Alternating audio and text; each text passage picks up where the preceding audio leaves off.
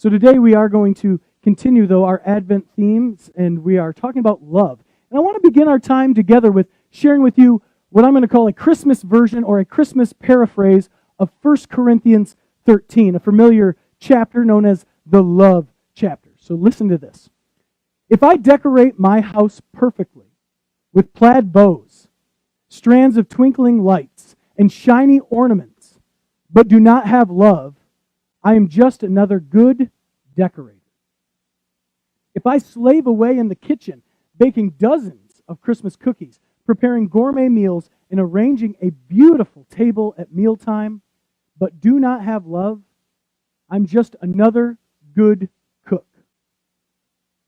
If I work at the soup kitchen, and I carol at the nursing home, and I give all that I have to charity, but do not have love, it profits me nothing. If I trim the tree with sparkling bulbs and fancy snowflakes, and if I attend countless holiday parties, and I sing in the Christmas choir, but do not focus on Christ, I have missed the point. Love stops the cooking to spend time with a friend. Love sets aside the decorating to listen to a spouse. Love is kind, though a bit stressed and tired. Love does not envy another's home that has a coordinated Christmas light show. Love does not yell at the family members to help her get out of the way. Love is thankful that they are there to be in the way. Love does not give only to those who are able to give in return, but rejoices in giving to those who cannot.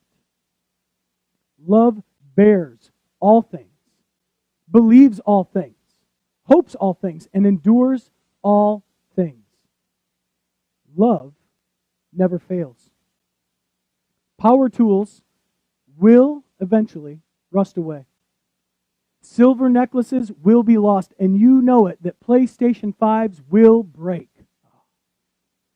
But giving the gift of love will endure.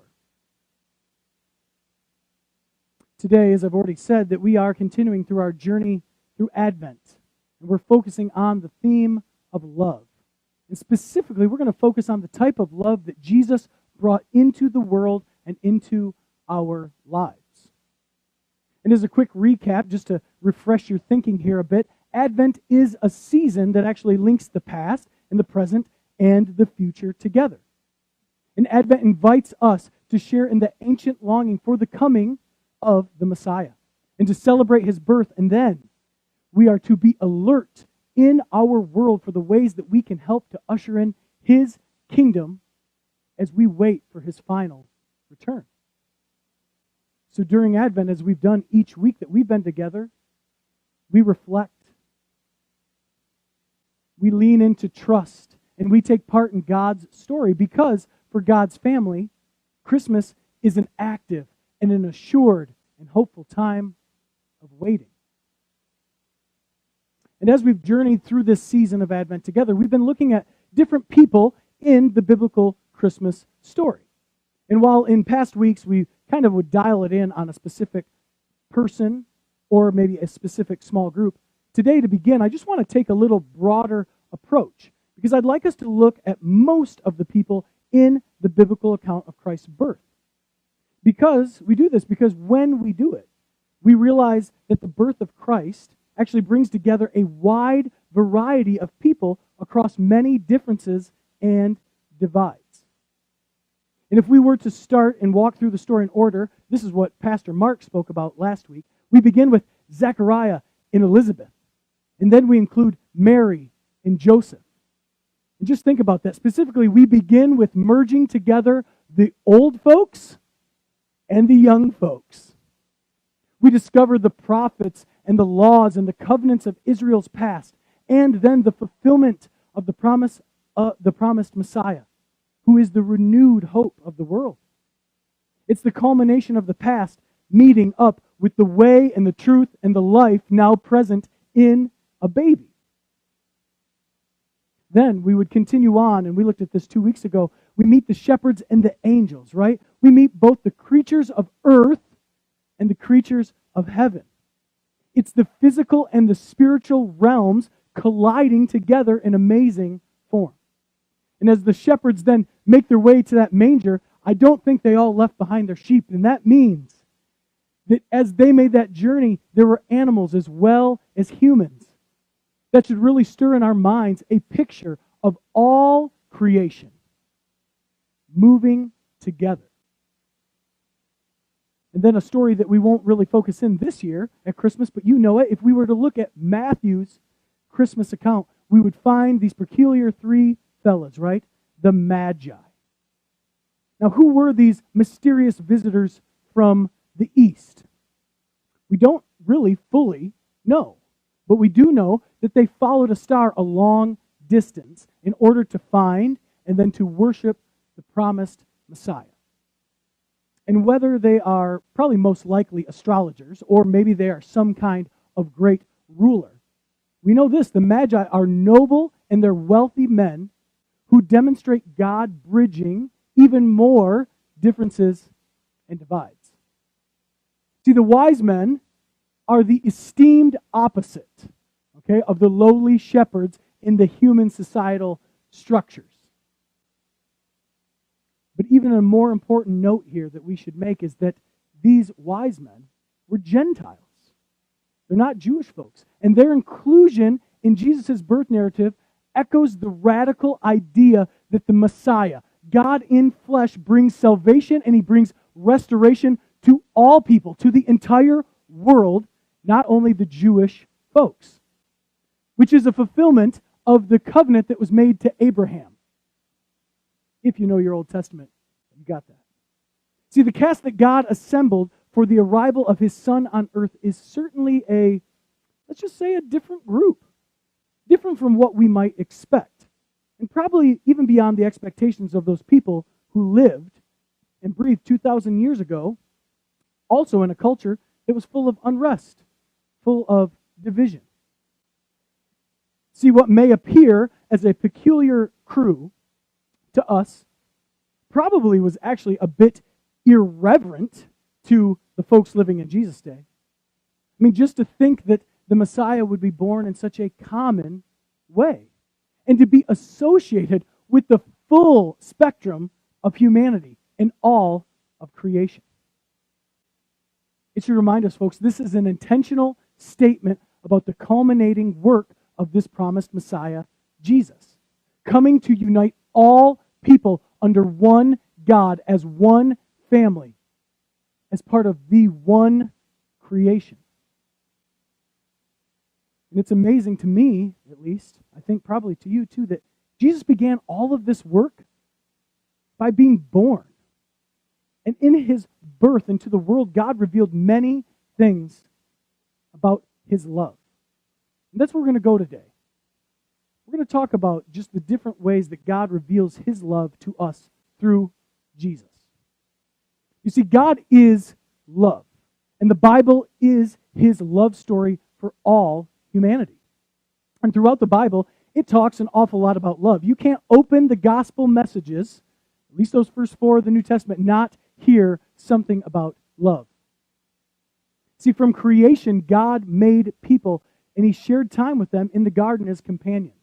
And even as sin entered the world, bringing death and brokenness, God continued to work, and he continued to love and make covenants with humans. And generation after generation, God worked his plan and promised to make a way to restore relationship with humanity forever. And that way is Jesus, who is described as the groom, and the church, us, his people. Jesus folks are described as his bride. Because that's the kind of relationship that God, through Jesus Christ, brings us into. It's a relationship of love. It is actually a union with love itself. The disciple John eloquently describes this kind of love in the 4th chapter of his first letter. You can see it here on the screen. He said this: "Dear friends, let us love one another, for love comes from God. Everyone who loves has been born of God and knows God. Whoever does not love does not know God, because God is love. This is how God showed his love among us. He sent his one and only Son into the world that we might live through him. And this is love. Not that we loved God, but that he loved us and sent his Son as an atoning sacrifice for our sins. Dear friends, since God so loved us, we ought to love one another. No one has ever seen God. But if we love one another, God lives in us and his love is made complete in us. This is how we know that we live in him and he in us. He has given us his Spirit, and we have seen and testified that the Father has sent his Son to be the Savior of the world. If anyone acknowledges that Jesus is the Son of God, God lives in them, and they in God. And so we know and rely on the love God has for us.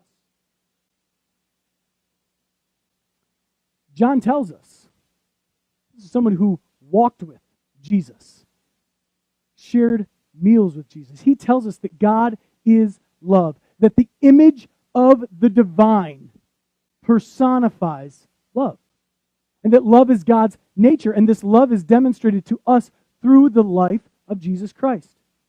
And when we come to faith in Jesus, we are restored to love. We are fulfilled in love. We live in him and he lives in us. And we count on this, folks. We count on God's love, and we trust that it won't let us down. It's an interesting word, isn't it? Trust. This is a side note. It's hard to trust. Sometimes God feels quite distant. But we lean into that trust that he is indeed working things out for us. That his love won't let us down. And for those in this room that you begin to know this, and then you believe this because you have experienced that kind of love and how it actually fills you and it fuels you. How that kind of love begins to animate you and it moves you and enables you then to love each other. You see, Jesus brought with him and reestablished the rule of love when he entered the world. And near the end of his earthly ministry, as he gathered with his 12 disciples for their last Passover meal, he tells them this familiar passage. He says, "A new command I give you. Love one another. As I have loved you, so you must love one another. By this, everyone will know that you are my disciples, if you love one another." As Jesus teaches his disciples here, he wants to make sure that they love like he does. And here's the most important part. How will people know that they, his disciples, are followers of him? It's not by the correct set of beliefs. Rather, it's by the love that they show to one another. You and I have both heard this before, right? How will people know that we are Christians? By our love. See, love is what defines us. It marks us. It differentiates us. And folks, love is the standard. There's so much talk in the Christian world about, well, what do we believe? We got to have the right belief statement, and that's got to be out online, and everyone's got to know these are the exact things we believe. We believe that that is the standard by which we can get along. Love is the standard. Or at least, let's be real, it should be. The truth is, we know this. Christians haven't always done a great job of this. And we as the church body, we don't always do a great job of this. I mean, if you just think about the course of history, it's pretty easy to point our fingers and point out some pretty big wrongs that were fostered and even facilitated by churches or by Christians. Okay? I mean, that's just normal. And we can probably even think in our own lifetime. Just think about your own lifetime. Interacting in a church family. Woo! I'm sure you've met plenty of people that would claim to follow Christ, but it makes you wince a little bit. It makes you a little bit maybe angry, or you feel a little humiliation even at their rigidity or their unloving actions. Just the reality. But I want to encourage us that we must look at ourselves first. There's no need to point fingers. Because truly, ultimately, we're the only ones that can actually do the work to begin to change how we operate in love. And the truth is, this isn't to smack you around a little bit this morning. If you're feeling a little hit with that last little bit, understand, I get it. None of us are perfect. That's not what I'm asking for. I'm not asking for your perfection as individuals or as a collective church. But I'm asking us to consider that there are a lot of opportunities for us every day, especially right now in our current cultural climate, to allow God's love to flow through us to others. And the reality is, we've talked about this for the last 2 years. These are divided times, right? It's kind of a duh statement. So if you just thought duh, you're right with me, because I feel like that's a duh statement. These are divided times. Yeah. Hello, genius. Okay. I get it. And it seems that our society, our nation, really our entire world has just continued multiplying the ways to divide us. The us versus them mindset, man, it's been running rampant the last few years at least, and probably most of my lifetime. And while it's not like some kind of legit excuse, this is not an excuse, there isn't anything new either about this, because throughout history, our world has been filled with wars and injustice and oppression. There has always been an us versus them mindset. There's always been the weak and the powerful, right? There's been the haves and the have-nots. This has been going on since Jesus' day and even further beyond that into history. And I believe it's for that very reason that Jesus' teachings on love have been, and they still are, so radical. It's why God's love is so extreme, and it's probably why so many of us today, if we're being honest, we still get a little uncomfortable when we talk about love. And I think it's because it has a cost. And we all know that. We'd just rather not admit it. This is what Jesus said in his Sermon on the Mount. In Matthew 5, a familiar text, he says it like this. He says, "You have heard that it was said, 'Love your neighbor and hate your enemy.' But I tell you, love your enemies and pray for those who persecute you." See, Jesus didn't only tear down the walls of division at his birth, he consistently reached across the chasm of disconnections and exclusion. He became friends with the hated tax collectors. He even invites one to be one of his 12 disciples to the inner sanctum of sorts. He spoke with the Samaritan woman at the well, which was breaking at least 2 major societal taboos all at once. First of all, she's a Samaritan. They're dirty, trashy people. And she's a woman. Men didn't talk to women in public. Those are huge things. And then he even told his listeners that if a hated Roman soldier forced them to carry his pack for a mile, which, by the way, Roman soldiers actually had the right to do this, he tells them they should carry it 2 miles instead. See, Jesus was intentional about crossing the divide among people groups. He reached across cultural and spiritual and political and racial divisions. And folks, as the author and the perfecter of our faith, guess what? He calls us to do the same thing. He was a living example of the kind of love that the disciple John, we're continuing on now in 1 John chapter 4, he describes it this way. He goes on to say, "There is no fear in love, but perfect love drives out fear." Because fear has to do with punishment. The one who fears is not made perfect in love.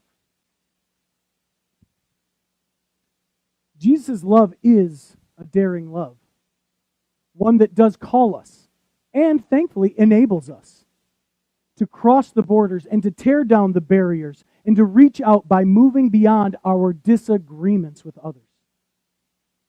Ultimately, love overcomes the fear of others. Those who may not look like us or sound like us or share the same perspectives or experiences as us.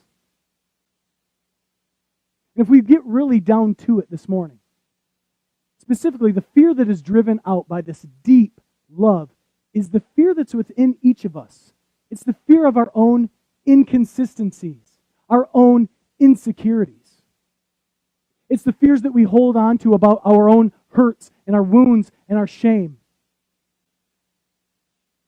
It's the fear that many of us carry around about possibly being wrong. And this kind of love, it actually drives out our first concern with always having to be right. And instead it replaces that kind of fear with the freedom to live from a place of love. See, the kind of love that actually drives out fear is a humanizing love. It moves us into relationship of seeing one another as divine image bearers. You see, it's that kind of love that might help you reach across the divides that have been in your family for a long time.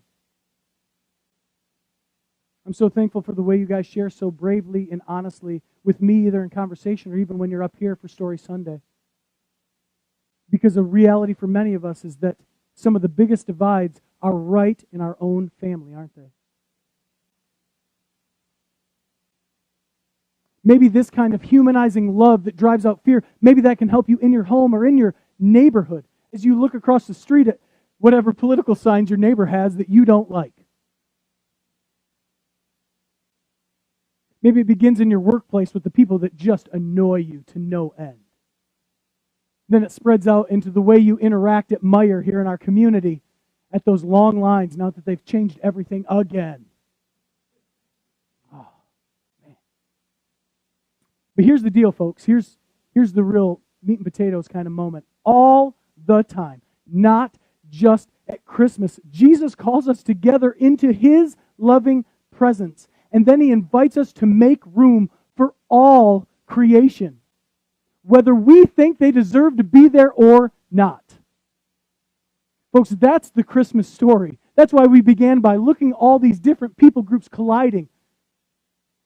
We are being invited, just like infant Jesus, to be welcoming and making room for all of creation, whether we think they should be there or not. But here's the deal. As we work towards wrapping up here, our actionable step, we can't do this unless we are willing to sit with this question. What is at the center of who you are? The caveat here being, if it's love, this will naturally begin to happen.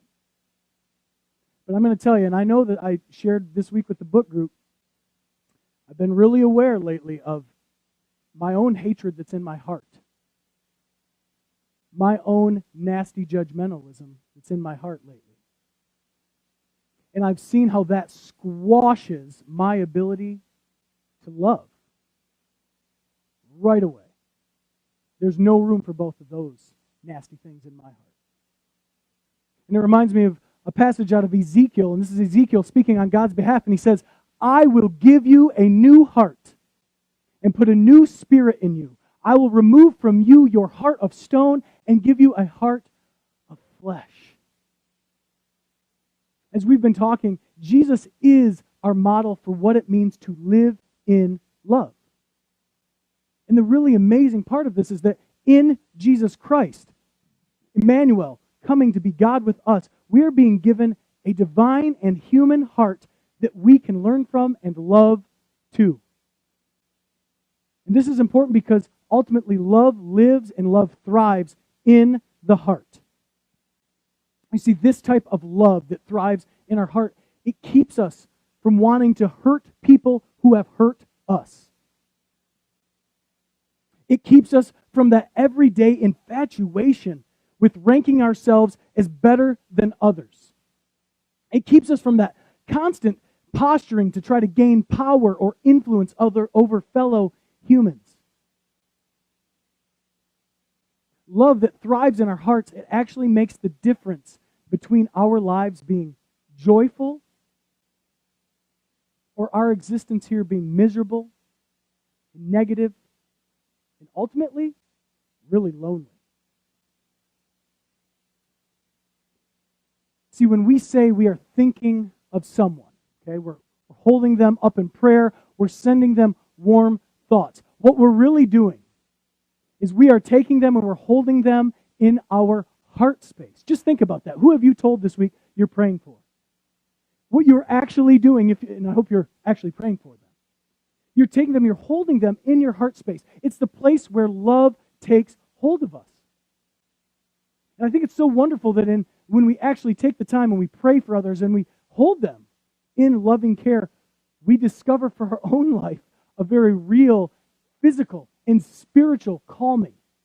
We discover a peace that comforts our same ache for real love. I want to share with you this thought and prayer. We're almost to the end here, from Howard Thurman, because he just says it so well that I couldn't help but share this. He says this, and it'll be on the screen. You can follow along. I want to be more loving in my heart. It is often easy to have the idea in mind, the plan to be more loving, to see it with my mind and give assent to the thought of being loving. This is crystal clear. But I want to be more loving in my heart.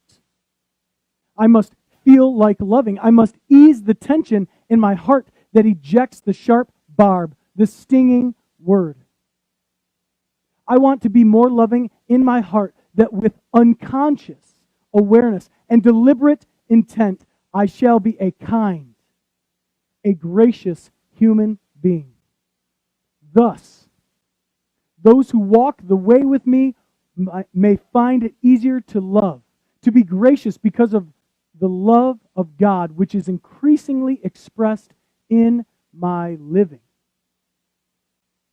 I want to be more loving in my heart. Folks, there's a humility in love, which results in a true readiness to put someone else first. Often love means taking the first step of building a bridge as a clear indication of caring for someone else. Sometimes it is being willing to listen and not rush to defend our own rights.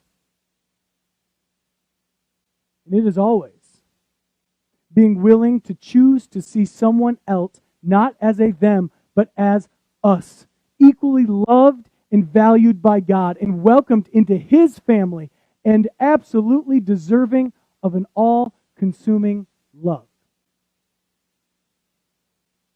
That's God's love. Folks, that is the gift of Jesus Christ. So you have to ask yourself, if things are becoming more miserable in your life, and I don't mean the challenging circumstances you have, because we've all got that at different levels. But if things are more miserable, if you're feeling more lonely, what is at the center of who you are?